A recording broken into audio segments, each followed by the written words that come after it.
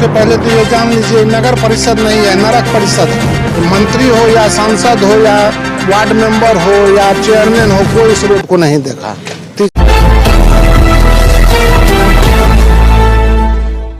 नमस्कार, आप देख रहे हैं यू न्यूज लाइव और मैं हूं आपके साथ कीर्ति सिंह। सहरसा की तमाम खबरें आप तक पहुंचाते रहे हैं। सड़क, नाली, बिजली, पानी से जुड़े हुए सभी मुद्दे, जितने भी परेशानी हैं, इस टाइम भी हम सहरसा नगर निगम में हैं। सड़कों और नालियों का तो हाल आप देख ही पा रहे होंगे, जैसे जहाँ दिखाते हैं। यहाँ पे सड़क और नाली बार बार टूटता है, बार बार बनता है और पानी जो है बारिश के मौसम में सड़कों पे आ जाता है। क्या क्या समस्या होती है यहाँ पे? सबसे पहले तो ये जान लीजिए, नगर परिषद नहीं है, नरक परिषद है। और 30 साल से हम लोग रोड नहीं देखे, यही हाल है 30 साल से। इतने सारे मेयर आए, डिप्टी मेयर आए, लेकिन कोई भी काम जो करने में सक्सेसफुल नहीं हुआ। विधायक चाहे सांसद, कोई मंत्री हो या सांसद हो या वार्ड मेंबर हो या चेयरमैन हो, कोई इस रोड को नहीं देखा 30 साल से। सहरसा में देखते हैं समस्या बहुत ज़्यादा है जाम से, और इसके अलावा कूड़ा कचरा से। डस्टबिन जगह जगह, स्ट्रीट लाइट लग पा रहा है? वो तो लगा है इधर 2 महीना पहले, और कुछ सफाई का अभियान जो है ठीक हुआ है, लेकिन जब रोड ही नहीं है तो सफाई का क्या मायने है। बारिश में आप लोग निकलते होंगे मई जून में, क्या क्या स्थिति हो जाता है? कहे नहीं, नरक परिषद है। नाला बनाने का कोई फायदा नहीं हुआ? कोई फायदा नहीं है। क्या क्या परेशानी है? पानी लग जाता है रोड पर, जाना दुर्लभ हो जाता है।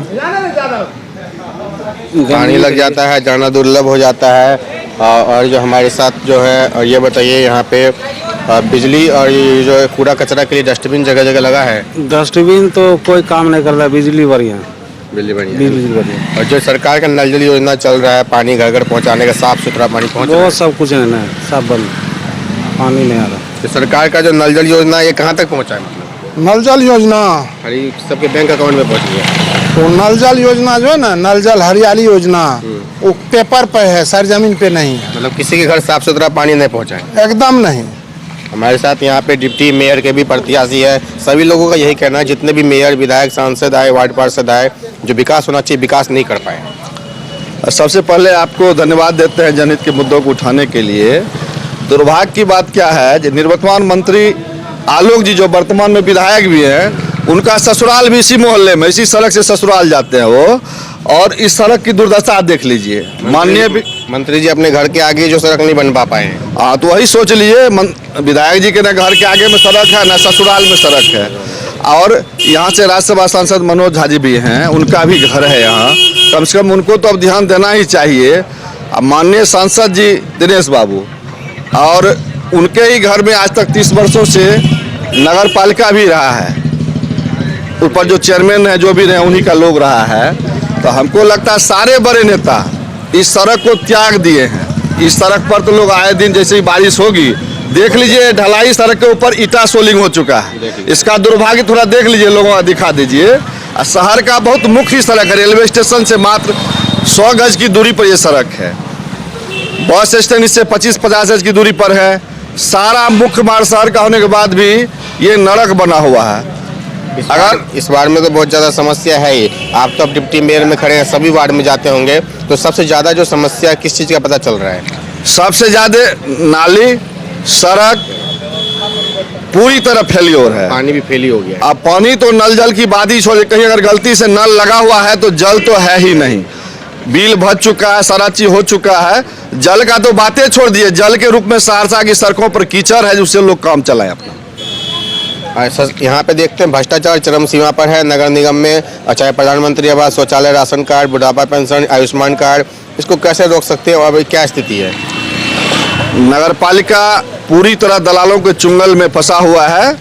अगर यहाँ की जनता नए लोगों को नहीं चुनती है, चाहे हमें चुने या किसी और को चुने, तब तक यहाँ का नगर पालिका नहीं बदलेगा ही नहीं। इसलिए लोगों को जिनको भी चुनना है, स्वच्छ छवि वाले को चुने, नए को चुने, यंग को चुने, तभी सहरसा का विकास संभव है। अन्यथा यहाँ के लोग नरक में जीने को आदत हो चुकी है और जीते ही रहेंगे। कोरोना की महामारी में जिसको काम करना चाहिए था, वो रोड पे काम करने नहीं आए। क्या किसी तरीके से आपने लोगों की मदद किया था कोरोना में? हम लोगों ने मास्क, सैनिटाइजर, इवन की घरों से लोगों को हॉस्पिटल तक उठा के पहुंचाया। हमारे कई करीबी डॉक्टर्स हैं, जैसे डॉक्टर रंजेश बाबू हैं, डॉक्टर अजय बाबू हैं, ऐसी परिस्थिति में अगर रूम नहीं था तो अल्ट्रासाउंड के रूम में भी पेशेंट को रखवा कर हम लोगों ने इलाज करवाया और कईयों को ठीक किया, कुछ हमारे अपने लोग डेथ भी किए उसमें। लेकिन उस समय हम लोगों की भूमिका, ऐसे भी हम लोग मेडिसिन ट्रेड से ही जुड़े हुए हैं, इसलिए उस समय हमारी भूमिका घरों तक, जो लोग बहुत डरे थे उनके घर भी जाकर उनको मॉनिटरिंग करना, समझाना, जिसके कई उदाहरण हैं।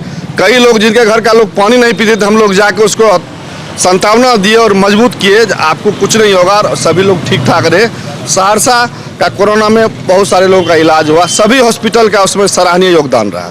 अपराध जो है सहरसा में दिनों दिन लगातार बढ़ते जा रहा है, चाहे एसपी लिपि सिंह हो, शिवदीप लांडे हो, फिर भी अपराध रुका नहीं है। क्या कारण है? सीसीटीवी कैमरा कहीं नहीं लगा है, अपराधी करके भाग जाते हैं। अपराध के जड़ में अगर जाएं तो आज के युवा नशा के रूप में भटक चुके हैं, सभी नशा के आदी हो चुके हैं। वैसे जब से लिपि मैडम आई है तो उनका कार्य बहुत अच्छा भी रहा है। कुछ जगह घटना हो रही तो घटना का उद्भेदन भी होता है, लेकिन लिपि मैडम के समय में मान लीजिए अभी हाल में ही जो घटना घटी सनोज यादव का, तो उसके मुजरिम पकड़े जा चुके हैं। तो पुलिस इतनी जल्दी एक सप्ताह के भीतर अगर उद्भेदन करती है तो पुलिस कहीं साधुवाद के भी पात्र है।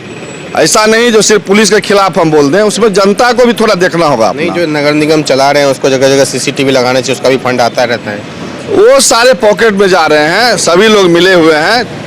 वो तो पहले बोले जो दलालों के चुंगल में गिरफ्त में है। कई जगह देखिए स्ट्रीट लाइट की जो फ्यूज है, गली में अंधेरा रहता है, उसका भी फायदा अपराधी लोग उठाते हैं। स्ट्रीट लाइट और डस्टबिन का फंड आता रहता है, लेकिन स्ट्रीट लाइट फ्यूज रहता है, कहीं कहीं पे लगा भी नहीं है। सारे जो भी लोग लिए हैं रिपेयरिंग का, वो लोग आज साल 6 महीने से टाल मटोल कर रहे हैं। कुछ जगह ठीक करवाते हैं, कुछ जगह कहते हैं चोर ले गया, जबकि खुलवाते हैं वही नगर पालिका के लोग ही, वही लोग खोल के रख लेते हैं, बोलते चोर ले लिया, अब हम क्या करेंगे। कुछ लोग बोलते हैं ये स्ट्रीट लाइट वाला कंपनी जो है बिहार के बाहर का है, तो वहाँ तक लेटर लिखते आता ही नहीं चेक करने। ऐसा कुछ नहीं है। बहुत सारे जो लाइट अभी ठीक हुई है, जो सब लोग उम्मीदवार हैं बहुत जगह अपने पैसे से मिस्त्री को ला करके जैसे तैसे, बहुत सारे उम्मीदवार, ऐसा नहीं जो मैं ही, सभी लोग काम करवा रहे हैं। कुछ जगह राज्यसभा सांसद महोदय की तरफ से भी शहर में 2 जगह बड़े लाइट का जो है हाई बर्स्ट लैम्प लगवा रहे हैं, वो भी देख रहे हैं। लेकिन ओवरऑल लाइट तो थोड़ा बहुत ठीक भी है, लेकिन सीसीटीवी फुटेज का अभाव है। मैं यहाँ के जिला पदाधिकारी और एसपी साहिबा से कहूँगा ये लोग थोड़ा ध्यान दें, एसडीओ साहब से कहूँगा ये लोग ध्यान दे करके सीसीटीवी फुटेज का ये व्यवस्था करवाएं, जिससे कि उनको आगे कोई क्राइम के उद्भेदन में आसानी हो। जनता अगर आपको इस बार मौका देती है, डिप्टी मेयर में चुनती है, तो उसको विश्वास दिलाते हैं कि जरूरी 100% ईमानदारी से विकास होगा। सरकार की सभी योजनाएं 100% आम लोगों तक पहुंचाने का प्रयास करेंगे और दलालों के चुंगल से नगर पालिका को मुक्त करेंगे। पहली प्राथमिकता देख पा रहे हैं, प्राथमिकता यही है, दलालों के चंगुल से यहाँ पे नगर निगम को मुक्त किया जाएगा, बाकी सभी चीज़ें ईमानदारी से विकास किया जाएगा। सहरसा से रंजन जायसवाल की रिपोर्ट। मेरे साथ बस इतना ही। बाकी की तमाम खबरों के लिए देखते रहिए यू न्यूज़।